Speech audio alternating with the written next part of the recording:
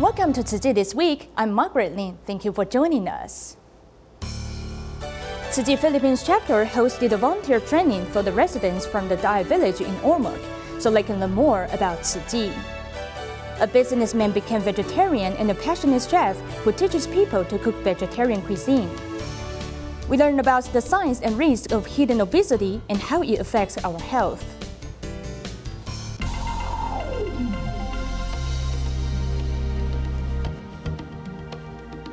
After Hurricane Harvey left, the massive cleanup efforts now begins. Arriving in Houston, volunteers from across the U.S. dumped Tzu Chi's vest to do cleanup efforts for devastated homes.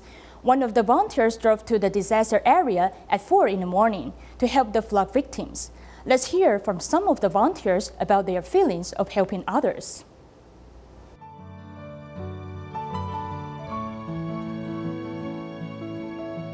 The tragedy of Harvey, what we witnessed, is definitely extraordinary. It's something that I only witnessed the first time in my lifetime, in my generation. So at that time, my desire was just, okay, how can I help? What can I do? What can I do? And then I came across Tzu Chi. I just registered, and at that time, to be honest, I didn't think they would call me, anything like that. But sure enough, I got an email a couple of days ago. They're saying they're doing a cleanup effort, this weekend.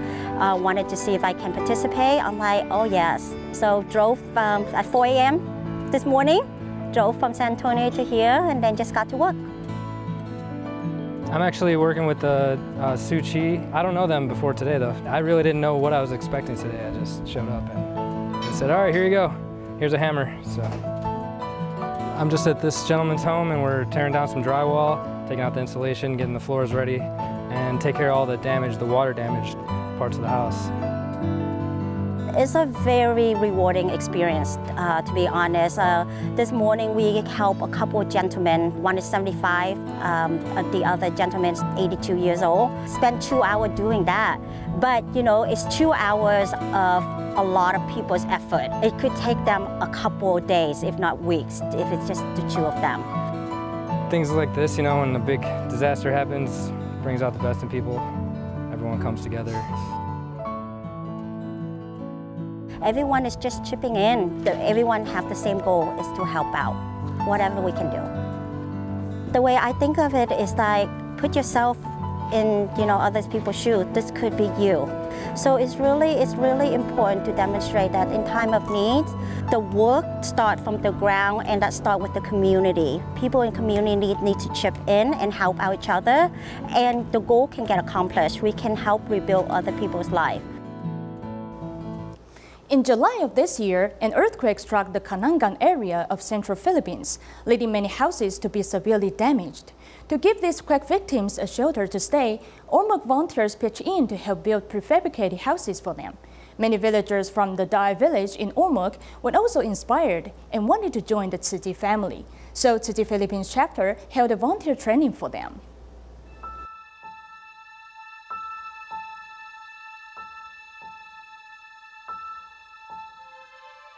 One strong earthquake made them homeless and not knowing what to do.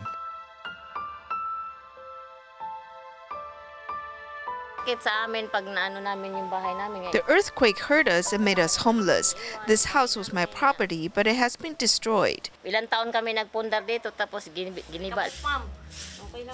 Tzu Chi volunteers in Ormoc help speed up their construction of prefabricated homes. They learned this skill after Typhoon Haiyan. Their deeds touched the earthquake victims, so they voluntarily cook meals for them.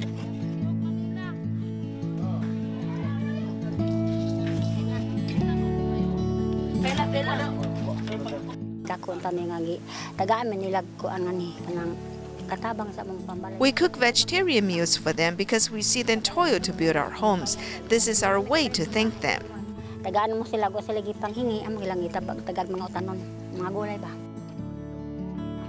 This recent assistance to disaster victims has inspired many people, so Tzu Chi Philippines Chapters decided to hold a training course for new volunteers in Ormoc.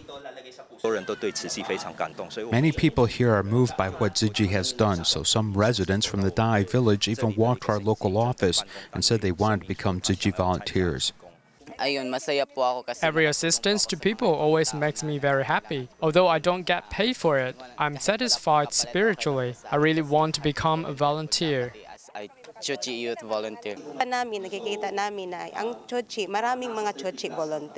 I've witnessed growth among the volunteers. I believe they enjoy helping people, and even until now, we're still getting help from Tzu Chi. Why don't we pay back? Why don't we help people? During the training class, many people also donated to help hurricane victims in Texas, as well as pray for their well-being. In Malaysia, Tzu Chi Muar branch recently organized a charity banquet where 32 recycling volunteers over the age of 70 gave performances to inspire more people to do Tzu Chi and practice recycling. In addition, a vocalist who came from Penang also sang 6 songs along with the presentation of tea ceremony and flower arrangements, as well as calligraphy to share with the audience. A drum team composed of 15 volunteers from the Kuala Lumpur and Selangor chapter also came on site to give performances. They all hope to contribute their efforts to raise funds for more Jinsi Ho.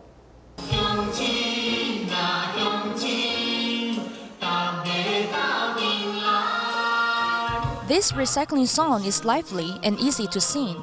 32 recycling volunteers who are over 70 years old overcame memory loss to learn sign language and convey awareness of environmental protection at a charity banquet to raise funds for more Jinsi Ho.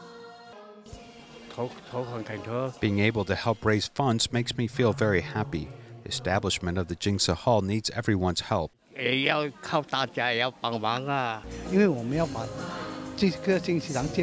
When we started building the Jinsi Hall, all of us took a vow to help. Once we have the Jinsi Hall, it will be more convenient for us to invite more people to do Tzu Chi and practice recycling.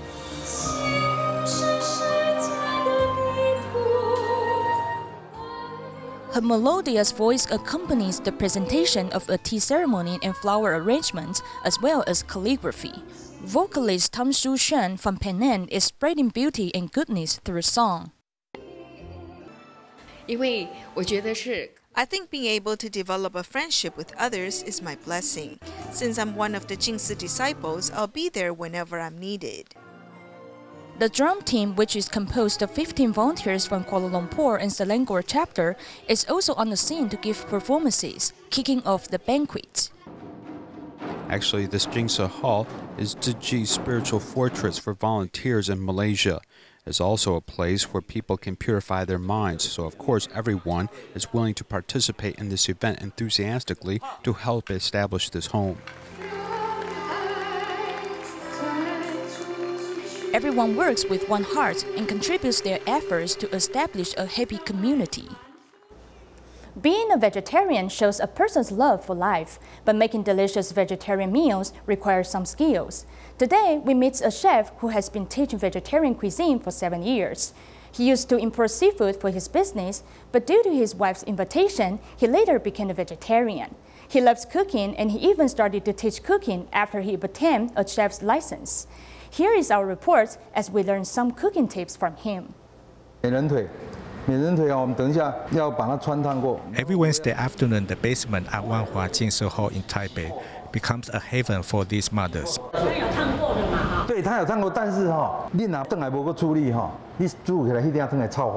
How should one cook? Slice it diagonally. When we boil it, it will become cooked easily. And when we pour in the sauce, it will enter easily. What should be put in first and what's next?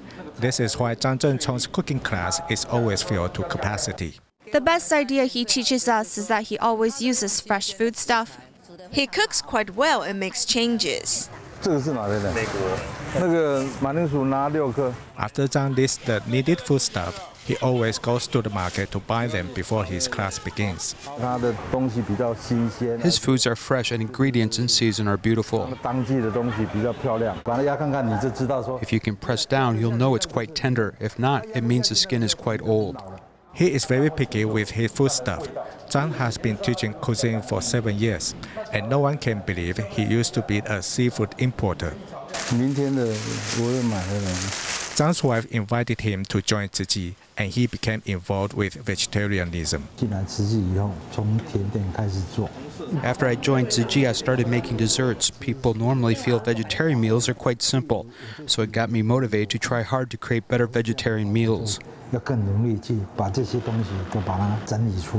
Initially, his liver index was quite bad, but after he became a vegetarian, the figures all came down. When we became vegetarians, the health examinations will show changes. Because they saw changes in their bodies and the time was right, the couple became involved in promoting vegetarian dishes after trying out hundreds of vegetarian meals.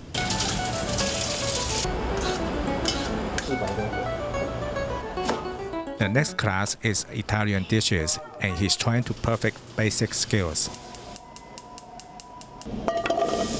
Cooking demands the original taste of every food item, so each one must be dealt with separately. It can release polysaccharides, so if you don't know how to cook this item, no matter how good it is, the item can be useless. These steps seem quite easy, but these are the reasons why dishes can become delicious, and they are the essence of Zhang's teaching method. After every class, I'll ask him the students' reactions, and we will remember what new tastes we will use for the next class. I hope everyone can learn it. If they can teach other people, the effect will become widespread. Zhang Zhengchong likes cooking and also using healthy vegetarian cuisine to create and interact with other people.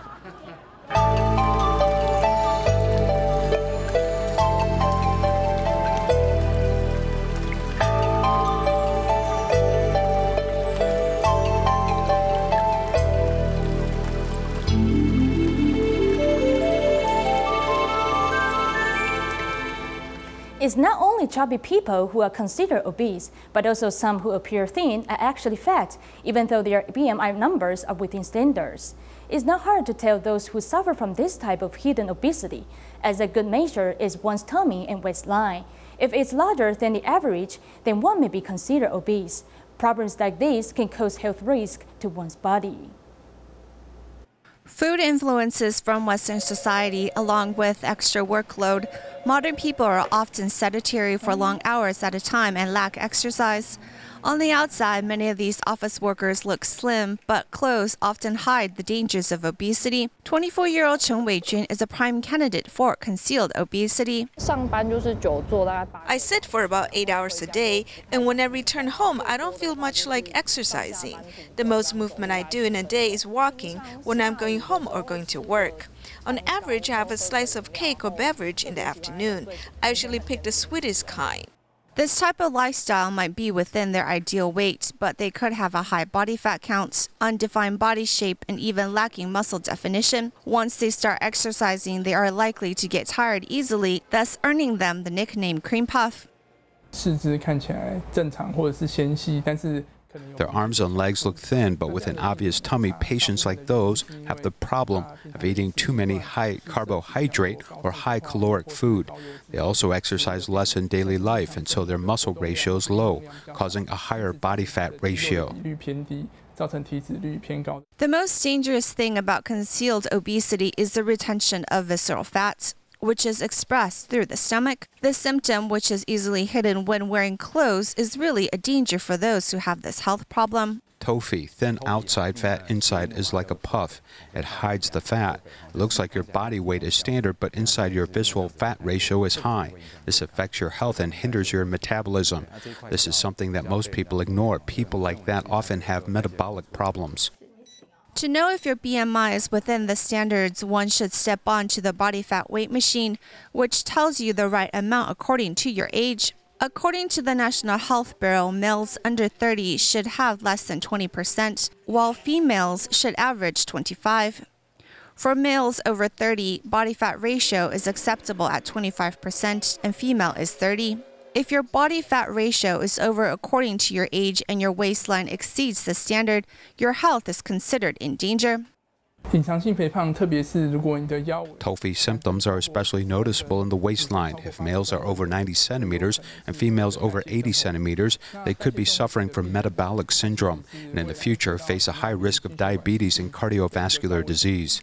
Everyone hopes to have strong muscles and a fit body, but low BMI levels aren't the only indicator of a good health. One shouldn't just concentrate on the numbers and their fluctuation, but how to remain healthy and keep within fitness levels.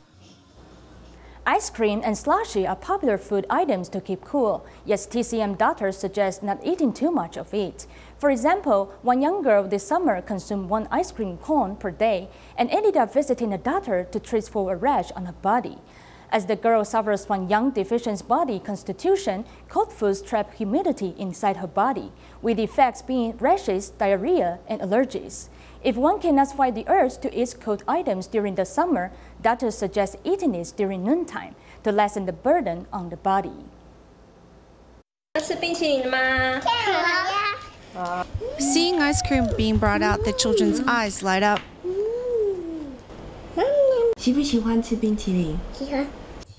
Quickly eating a way to keep cool in the summer heat, children love to eat ice cream, but parents might not want them to eat it as often. It is hot now, so I let them eat it once in a while. I'm afraid they might eat too much and cause allergies or coughs, so they get ice cream treats about once a month. One child was reported to eat an ice cream cone a day this summer, and the result of it was rashes all over her body. Those who have a young deficient body constitution will often experience diarrhea or nose allergies and rashes when they eat cold items. For those with young deficient body constitutions, if they ingest large amounts of cold items, the body's humidity will rise, which gives cause to skin problems. If they crave such treats, TCM doctors suggest eating it at noon. Melon types of fruits and vegetables and other cold fruits can be enjoyed from 10 a.m. to about 3 p.m. when the temperature is higher and the sun is out. This way, it's easier on the body.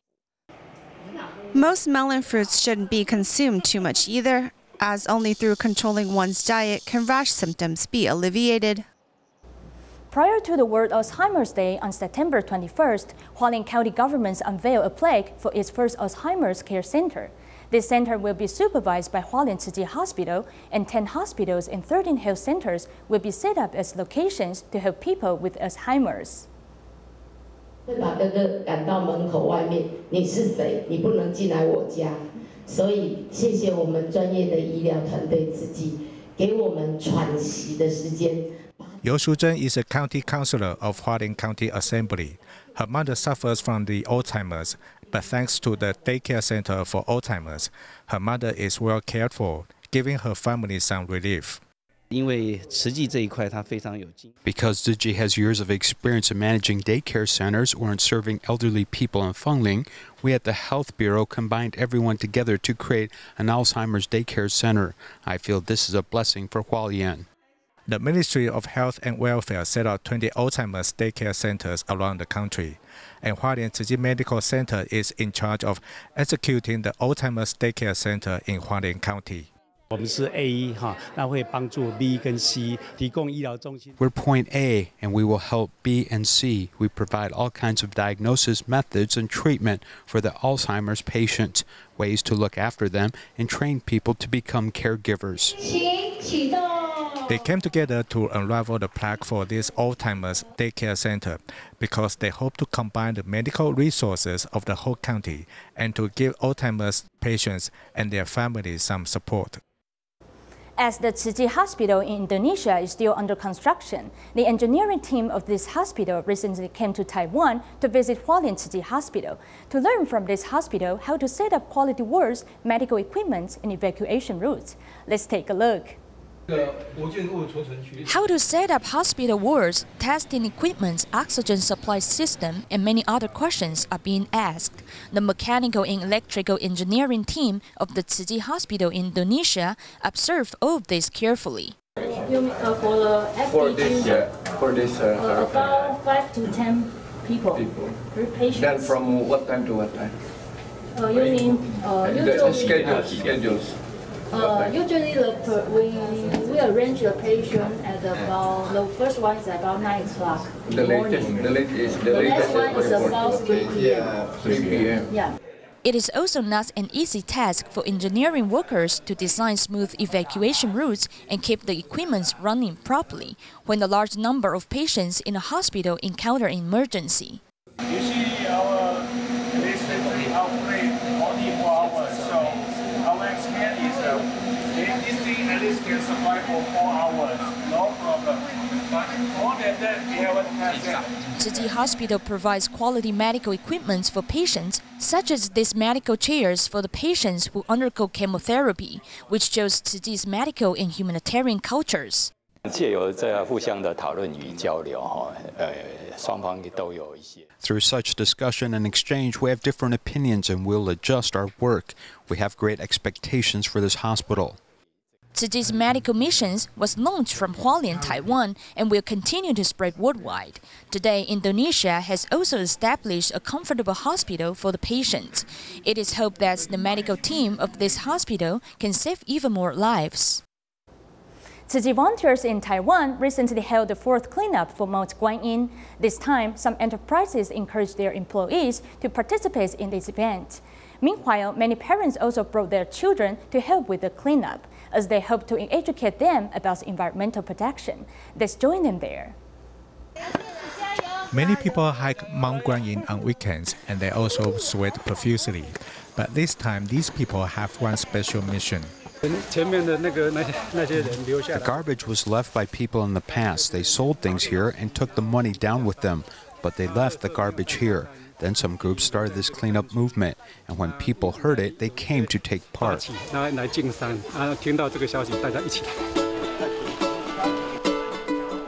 The slope seems steep, but Tzu Chi volunteers have set up safety ropes so people can climb down safely to pick up garbage from the mountain. Many participants came with their families. They made themselves as an example, so their children know that they'll continue this love for the earth. When the mothers do it, their children will also remember it.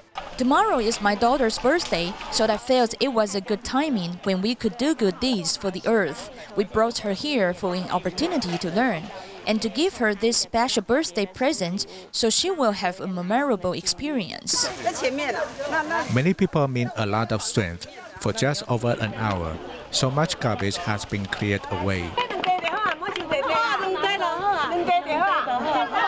This grandpa is over 90 years old, but he still came to help.